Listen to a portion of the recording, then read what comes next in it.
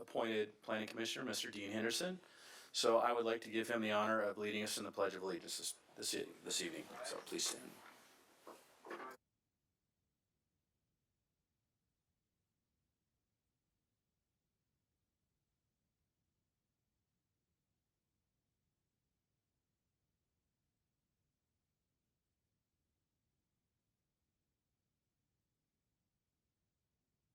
Item 3 on the agenda will be the administration of the oath to Mr. Henderson. If you could please come up here to the microphone and raise your hand, right hand.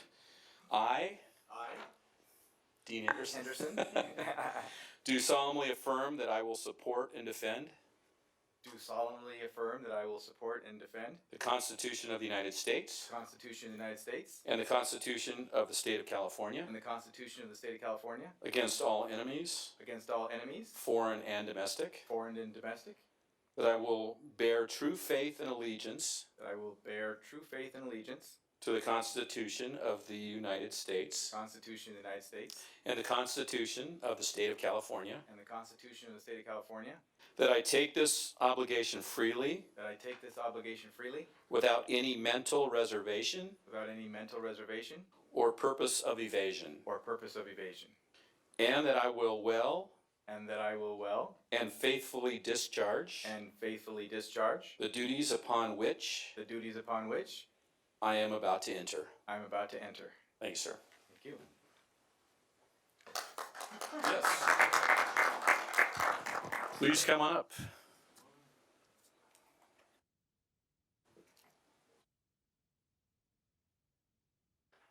you get a chance to kind of learn the button situation there? I did not. Okay, well, I think you got some help surrounding you there. So item 4 is roll call. Item 4 is roll call. Excuse me. Chair Avery, Here. Commissioner French, Here. Commissioner Henderson,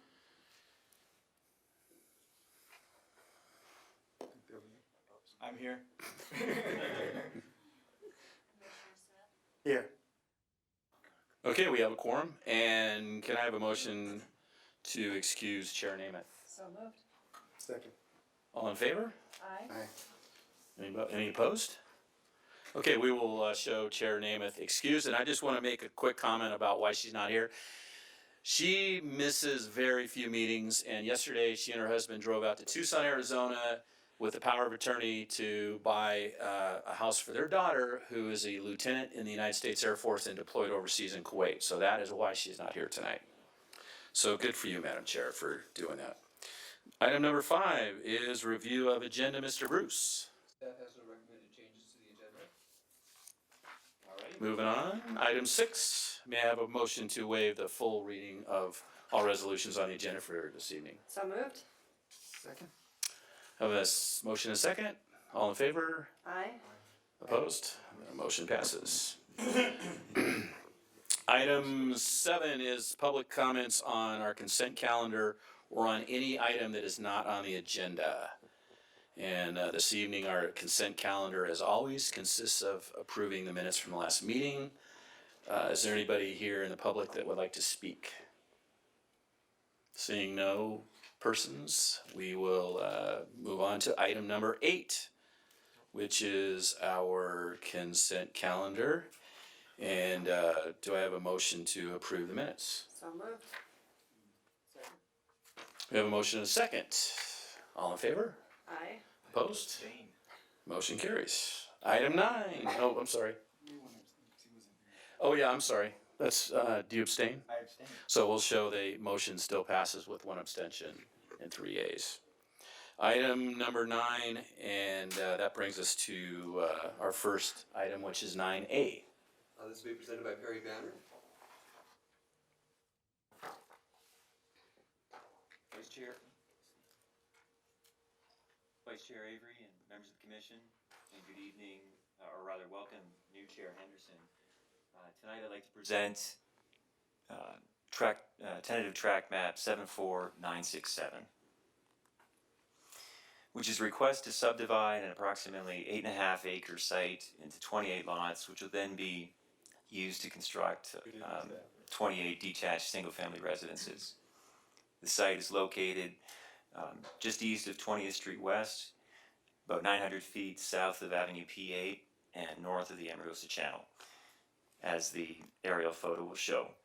It's a triangular piece of property, and as you can tell, and I'll describe a little later with regard to access and circulation, but 20th Street West will have to be extended down to the site, ultimately to provide access.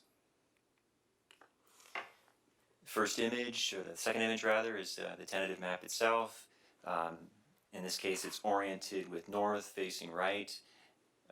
So you can see that essentially breaks down into 3 cul-de-sac streets and 28 lots carved out of that triangle.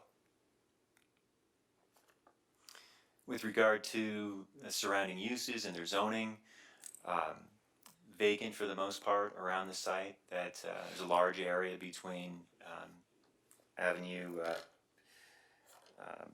P8 and Elizabeth Lake Road that ultimately will get infilled, and this might be one of those projects that'll sort of get that in motion. For the most part as well, surrounded by similar uses, which will be single-family homes. Just another view of the tentative map, and again, north is oriented to the right in this image.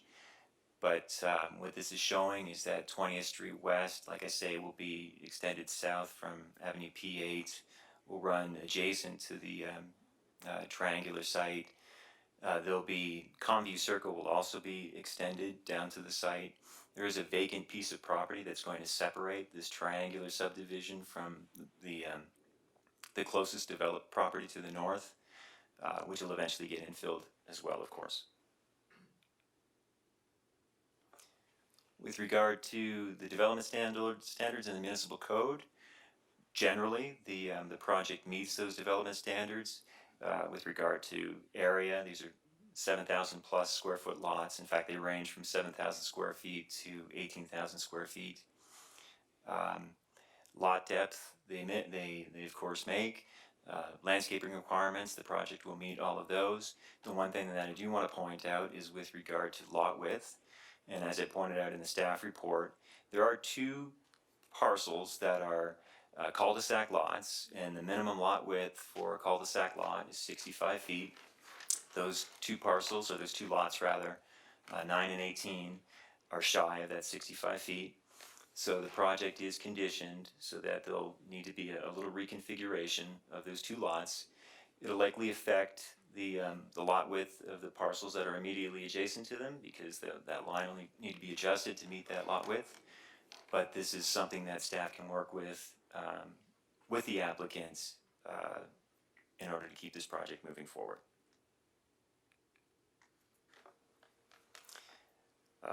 Actually, let me just do this. I'll fast forward to this image. Just the red dashed lines are kind of showing how you will ultimately access the site. As I said, 20th Street West will be extended down, as will Comview Circle.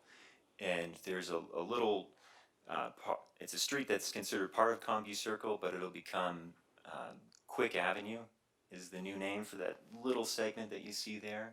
But that'll connect 20th Street West to Comview, and then ultimately provide access to the rest of the neighborhood.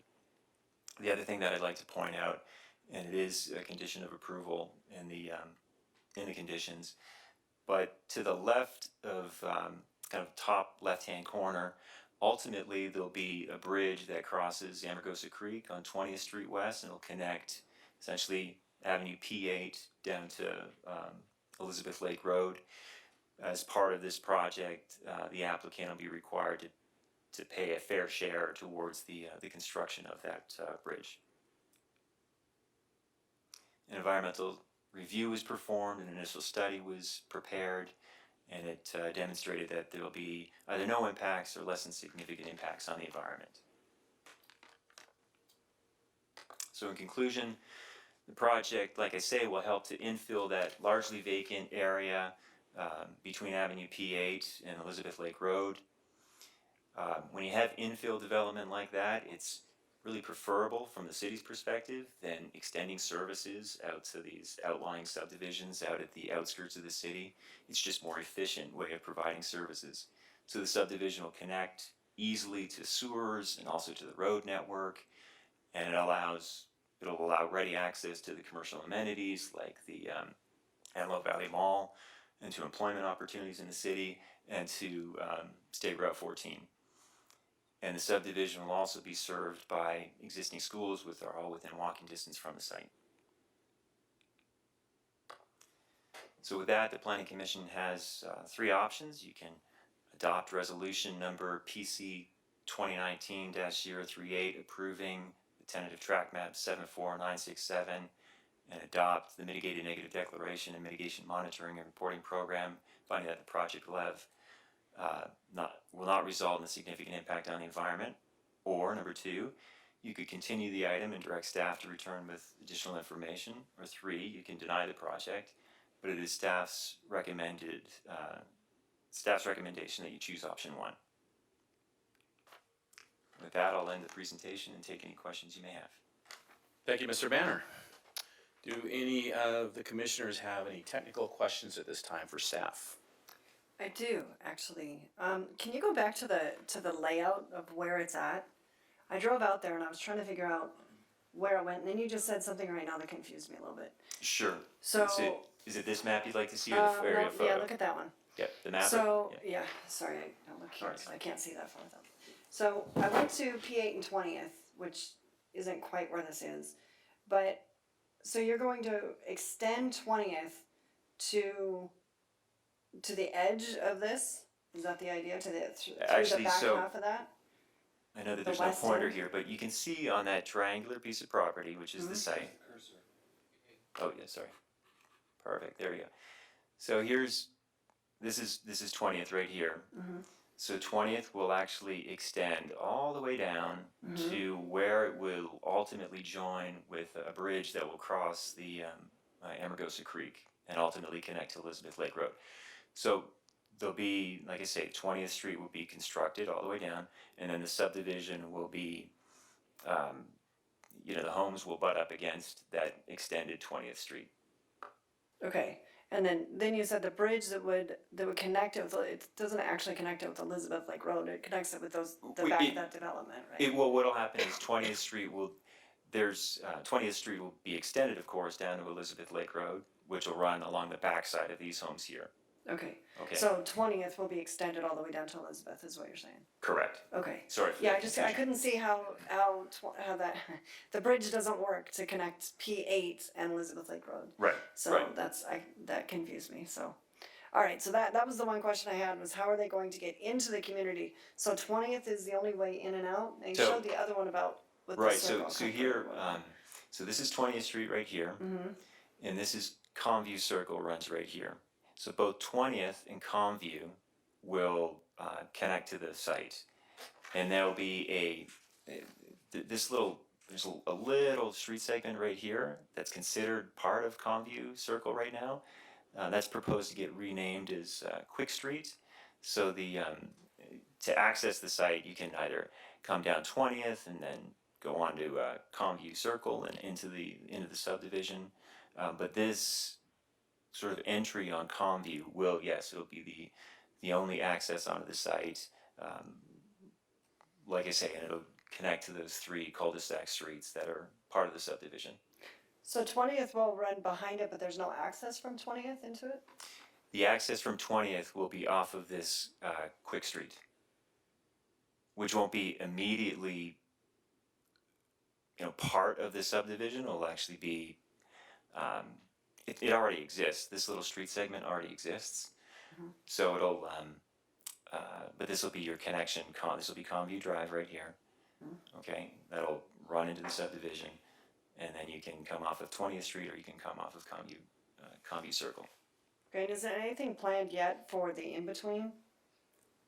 Not to That my area that's knowledge. in between, it's just gonna be open space in between. And how big is that area? It looks from the aerial, it looks like a couple of lots deep, is that right? Sure, in between? let me go back. I don't have don't have the dimensions in front of me, but yes, certainly you'll be able to see, there'll be a couple of street segments that will run. So there's gonna be that Yeah. one little circle street that's gonna go down into this through that open space to get to this for quite some time probably. Right. Okay. Okay. Okay. Thank you. You're welcome. Any other questions for staff? She pretty much touched on the concerns that I had, but is it normal to only have one access point to a neighborhood in case of emergency or something where they can't get out? I wouldn't say that it's that unusual. There are other subdivisions in the city, for example, that have the one access point. I mean, it's always preferable that you have a little bit more, but in this case, it's not a large subdivision. You know, and just the nature of the site, it's kind of constrained by the fact that it is triangular. You've got this physical constraint of the Amargosa Creek there. So it is, I wouldn't say that it's unusual, but will point out that both traffic and fire have looked at the project and they feel that there's enough in the way of vehicular and pedestrian access to the site. And does is the owner of the parcel just north of it the same owner or is it a different owner? That I'm not sure of. Okay. Yeah. That's it for me. We do have a representative of the applicant is here though, and they might be able to answer that question. Okay. Do we know that? Do we know who owns that parcel on the north? Because it seems like they would kind of need to go together. Yeah, good evening. My name's Carl Malley. Let's hold just a second. Let's just hold off for a second. Okay. We're gonna open the public comments in just a second. I just want to, before we get to that point, we'll get that answered. Okay. Mr. Smith, did you have something? Did have one question. The application was deemed incomplete on 2 occasions and then it became approved. Do you know what was the reason for the application being deemed incomplete? What were the reasons why they were not in compliance? Well, I'm not sure if they were not in compliance. It was deemed incomplete, so. what was the Oh, reason? so what happens in this process of review before an application does get deemed complete and we bring it forward to the planning commission is that an applicant will submit a set of drawings, for example. There's a checklist of all the things that we need to see in planning before it's sort of kind of fully baked and ready to go to the planning commission. So there's a little bit of back and forth where we talk to the applicant, make sure that they've submitted items that they haven't yet submitted or that they've responded to comments from engineering or traffic or something along those lines. So that's just the nature of the review process. So by the time we're ready to go to planning commission or a hearing office or a city council, that for that matter, we want to have ironed out all the little details so that we've got, like I say, something that's ready to be baked to put in front of the planning commission. Okay, thanks. Any other commissioner questions? Okay, let's just open the public hearing. So anybody that'd like to speak on this subject may come up now and state your name. You'll have 3 minutes. And just a reminder, this is not a Q&A session, it's a comment section, so you may come up now. Sorry about that. My name's Carl Malley. I'm the engineer on the project. I'm here to answer just any questions you may have. A couple have already come up. Regarding the incomplete submittals that we had, 1 or 2 of those were involving not so much incomplete submittal, but we had to work with traffic, and we were looking at some different options as far as access to 20th, so kind of, iterative process related to that. The ownership of the property I'm directly sorry, north. just before you, so it was an access issue? That was the reason, one of the reasons why it was incomplete? Based on the unusual configuration of the property, we looked at a possible access directly out to 20th, and then working with traffic, it was determined it was more desirable to come out through Calmview and Quick Drive or Quick Street. Oftentimes, the city wants to limit the number of connections you have to the major streets like this. The other question, the ownership of the property north is different ownership. We've been in contact with that owner. There is an active tentative map on that property. It has 1 street going through it with lots backing up to it. And so we did coordinate with him as far as our future access through his property. We don't have that easement yet, but we're working on that. So they have to have Calmview on their map. They do. Yeah. So we're both conditioned for it. Yeah. Thank you. Sir, anyone else have would anyone else like to come up and speak on this item? Okay, seeing no one, can I get a motion to close the public hearing? Second. Have a motion and a second, all in favor? Aye. Opposed? Okay, the public hearing is now closed. It's a chance to vote on the aye part, would you?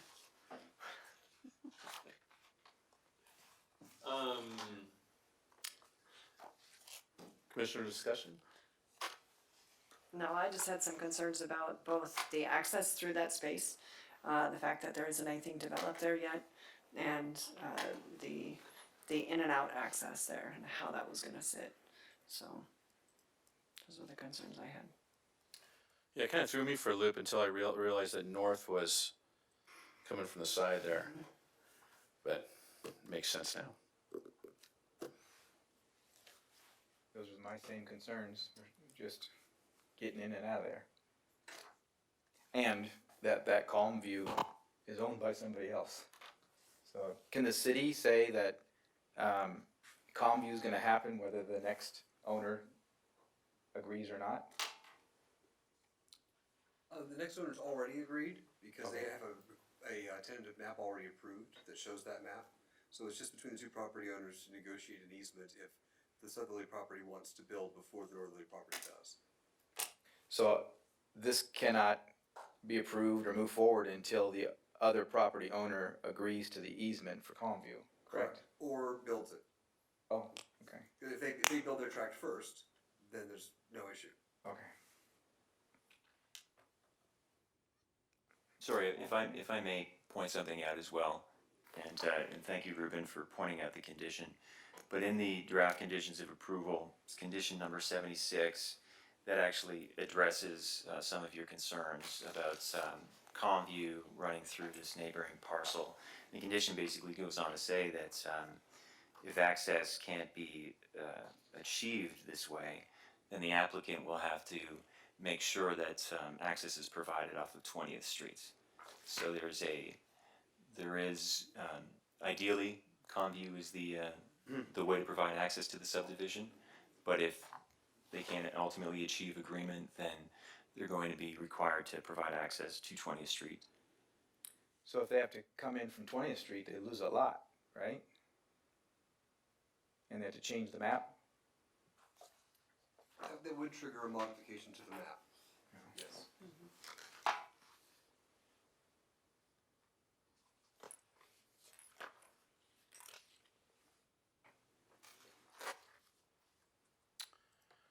Is there any further discussion? Would anyone care to make a motion? Yeah, motion to adopt resolution number PC 2019038, approving TTM 74967, and adopt the mitigated negative declaration and mitigation monitoring and reporting program, finding that the project will not result in a significant impact on the environment. Oh, yeah. I'll second the motion. Okay, we have a motion and a second. Any further discussion? Okay, let's call for the question. Do we press it or do it by voice? Oh, I'm sorry. I'm sorry. Mine is not coming up. Okay. There we go. Oh, she's. Did that work? I never know if it works or not. Oh, I said yes. Oh, gotta press twice. Let the record show motion carried 4-0 with I didn't press it hard enough, I guess. Namath absent. All right, thank you very much. All right, that brings us to item 9B. This item will be presented by Justin Souter.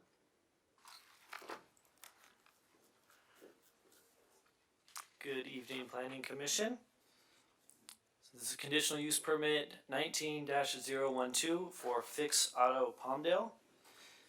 The applicant is requesting a conditional use permit to establish a heavy auto repair use within an existing building.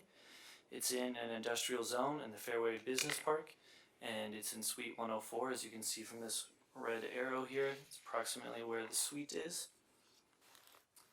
The use will be entirely within an existing building, and there are no site improvements or exterior upgrades proposed. Fix Auto Palmdale will be doing door, fender, just auto body work, as well as auto body painting. Again, all within the building. There are no sensitive land uses in the area.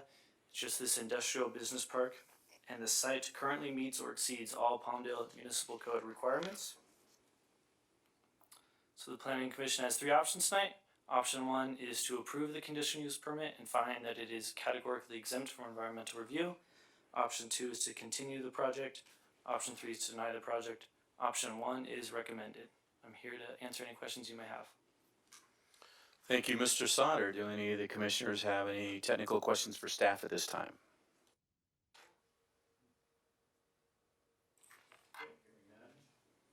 Hearing none, let's open the public hearing. Is the applicant here by any chance? Would you like to speak? Not much of a speaker, but. Would anyone else care to speak on this item tonight? Actually, could the applicant come up? I have a couple questions for you. And just state your name. You're not gonna make it personal or anything. My name is Mike Neese. Okay. So I just want to confirm that you're not going to be open on weekends? I will be open on weekends to anybody on staff up on the board.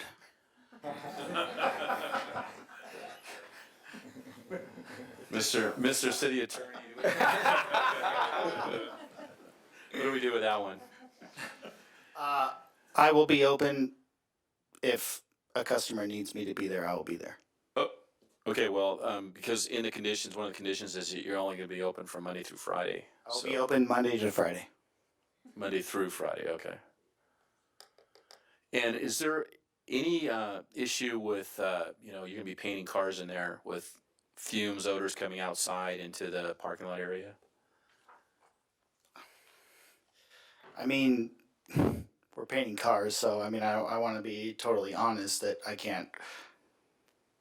There's going to be, in any body shop, you're going to have fumes coming out of anywhere. But yes, it's not going to be a problem, I don't believe. So.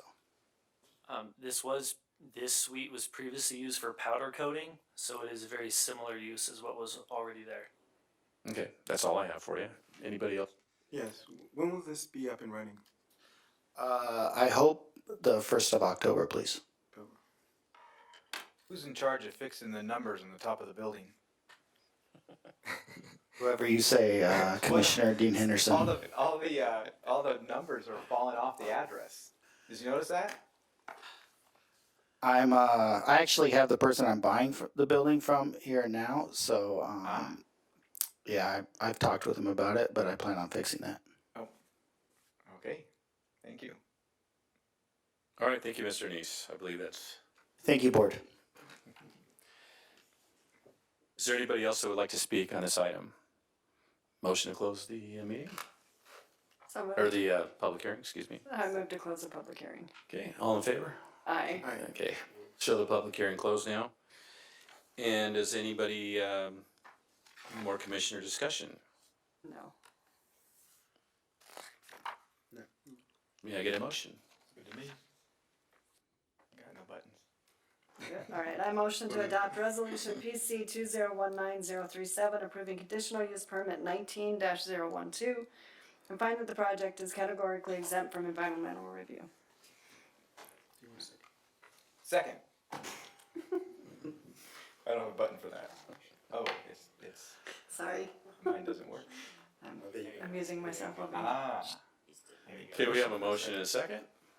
Any more discussion? Okay, let's call for the question.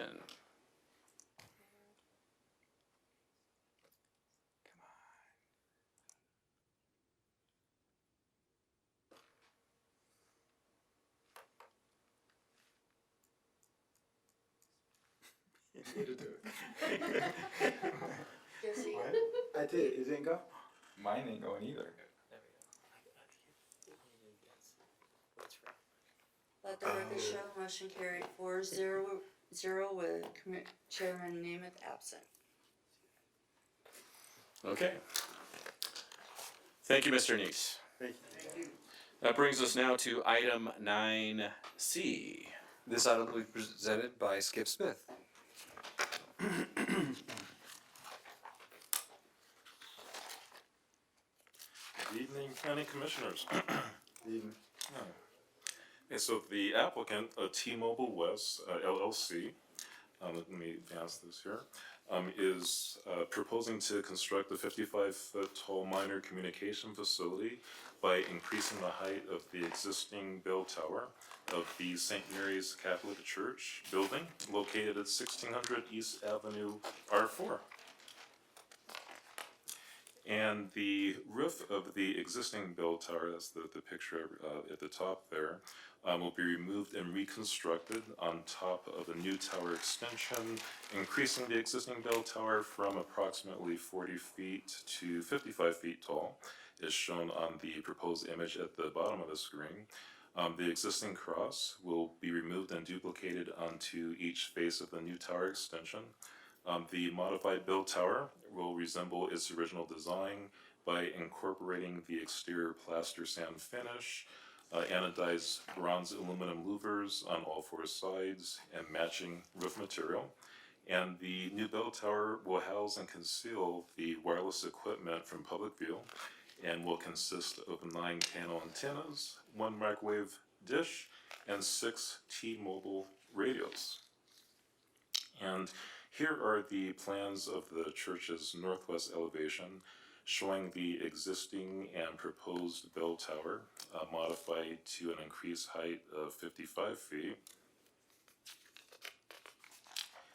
And this is the future site plan. It shows the location of the proposed modified bell tower, which is right here, in relation to a future bell tower here, also designed to conceal an additional minor communication facility, which was approved through conditional use permit 14-015 by the Planning Commission on September 14th, 2017. And this is a rendering of the future and approved minor communication facility. This additional bell tower will be located near the southeast section of the church building. And then this is the one that's going to be proposed to be modified under this current application. And, okay, so as shown on the screen, the proposed bell tower complies with the Palmdale Municipal Code, the PMC.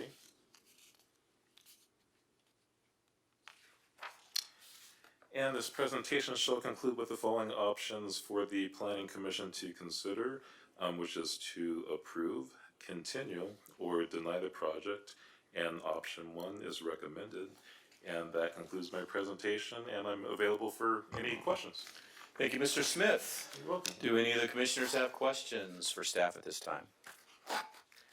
Will that, area underneath the bell tower still be completely open? Well, they're not turning it into like a equipment area or something? Correct, it's gonna be, so it's not gonna affect the existing, footprint of the existing bell tower, and all the associated equipment is going to be on the rooftop of the church building that's concealed, behind a parapet, it's like a metal parapet, in the courtyard, so there won't be any ground level equipment that's gonna affect, the pedestrians or church members, as they're walking through the courtyard. And, when these towers are built, do they ever have provisions in to allow space for other cell companies to co-locate in the same tower? Yes, definitely. Okay. That way we don't have to have this proliferation of towers everywhere. Right. They can all go together in one spot. Definitely. That's it for me. Any other questions? Okay, at this time, I'd like to open the public hearing on this item. If anybody would like to speak, please come up. State your name. Good evening, my name is Tony Casas, Kassas. I represent the applicant T-Mobile West LLC. I'm just stating my name for the record so they know I was here. And also answer any questions you may have.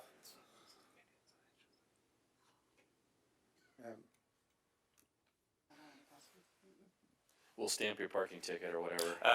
And we got your name, so. Yeah, we do. In that same tower, sir, is it already going to be, fitted for 5G? Or is that something that you guys, Well, in the same tower, could it be 5G later? Yes, 5G is the equipment that's attached and used for each cell tower. So each cell tower is already 5G capable. It just depends on which antennas and radios are being implemented. So 5G is a catch term for a group of multiple technologies. So there's no such thing as like one 5G device. So. Thank you. Thank you, Mr. Casas. Would anyone else like to speak on this matter? Motion to close. Motion to close the public hearing? Second. All in favor? Aye. Aye. Any opposed? The public hearing is now closed. Any further discussion?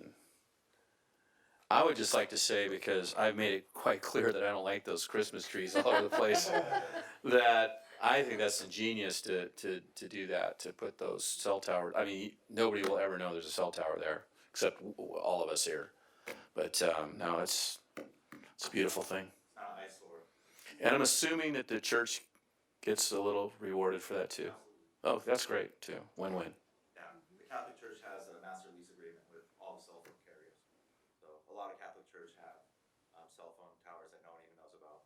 Smart. Really? Actually, a lot of churches in general, but especially the Catholic Archdiocese, they were early on to adopt because it's kind of a loophole in the planning. Very good. Okay, so any other discussion? Can I get a motion? Church connected. Glad you shared that with us. Now make a motion to adopt resolution number PC 2019-036, approving CUP 19-004 and SPR 19-006, and find that the project is categorically exempt from environmental review. I'll second. What the heck? Okay, we have a motion and a second. Any further discussion? Okay, let's call for the question.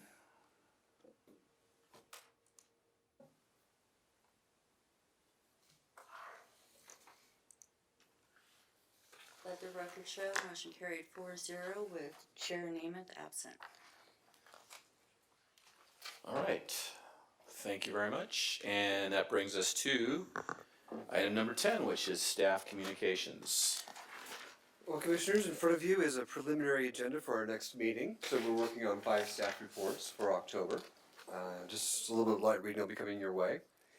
We've just concluded 2 general plan workshops out in the community. One was on a Saturday at the Aerospace Academy, and one was on middle of the week at the high school Knight High School over on the west side.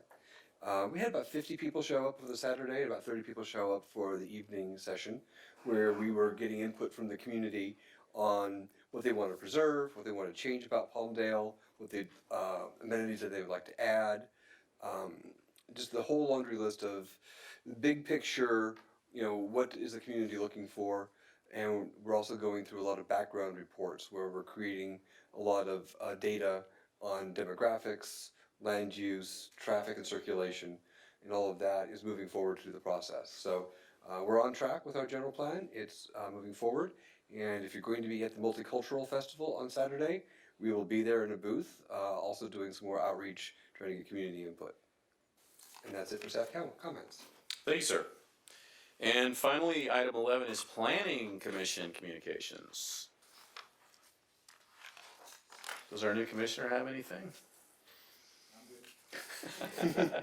This is your 3rd time, I heard. Yeah, it is. Okay, 3rd time's the charm. Yeah, I guess. Welcome aboard. Yeah, welcome aboard. Thank you. Anyone else? Oh, just a welcome to Chairman Henderson. Yep. I get to see the city evolve in segments. Yeah, and how do you like this thing here? That's cool. That's really cool. Yeah, once you learn how to use it. What's also really cool is the stuff that, stuff that we put in place as provisions in the code or whatever, long time ago, I can see them now, like, what they've turned into. You can see them in the community. They've gone all the way through to being actual projects that are done. And these, like the cell tower thing, that was something we were talking about putting into church towers 15 years ago. And now it's great to see that they're actually being done. I actually have one question. It's a follow-up. How do we go about monitoring CUPs that we approve? One example is that we approved the movie theater to sell beer and wine and so forth. And when they were up here, I know we had inquired about how much they could sell and how many times a person could come up and ask for it. And I had an experience there not too long ago where I was talking to a young person who was actually doing, well, I don't want to call him young, I'm assuming he was old enough to actually sell the wine and beer. But I asked him what the limit was, and he pretty much was like, oh, you can get as many as you want. And so I wanted to know, how do we monitor that? Is that being monitored at all? Our crime prevention department works with the LA County sheriffs to do visits, some people call them stings, on different alcohol outlets throughout the city on a random basis. That and code complaints from the community is how we follow up on that. We don't have a program where we go out multiple times a year and visit every conditional use permit site to make sure that they're in compliance with their conditions. We just don't have the resources for that. So we're reactive on that, but we are slightly proactive when it comes to alcohol and tobacco. Do we know if there have been any complaints as of yet? I know of none. When they have conditions of a conditional use permit, do they ever put like a sign in the back room that says, here's the rules or anything like that? They're supposed to, and before they get their sign off from crime prevention, Gary German makes sure that that sign is posted. Oh, great. Okay. So tell them to go in the back room and read the sign. Yeah, I just don't know if enough education is being done. So that's just something I think we should just inquire. Sure. Thank you. I should add just one little part to it. There's, in every conditional use permit, there's an opportunity for the planning commission to review a conditional use permit. And generally, that's usually initiated by some code enforcement by staff, and staff will bring forward information, and then the planning commission will decide whether or not they want to review the conditional use permit. But the code also provides for that to be initiated by the planning commission, and generally speaking, that would be through complaints at a planning commission meeting. So there is an opportunity for some enforcement and review by the planning commission of conditional use permits. Correct. Thank you. Okay, I'll finish up just by saying that thank you, Chair Namath. I know you're out there watching this, and this was fun to try to do this for the first time and to have a new commissioner here. And I just want to give a shout out to Los Angeles County Sheriff's Department, especially our Lancaster station that went through a horrendous ordeal a few weeks ago. And I know the community's out to support the heck out of you guys and women. And thank you so much for what you guys do. Appreciate it. And with that, I will adjourn the meeting until the October 10th, 2019, next regular meeting of the Planning Commission. Thank you. Great job, sir.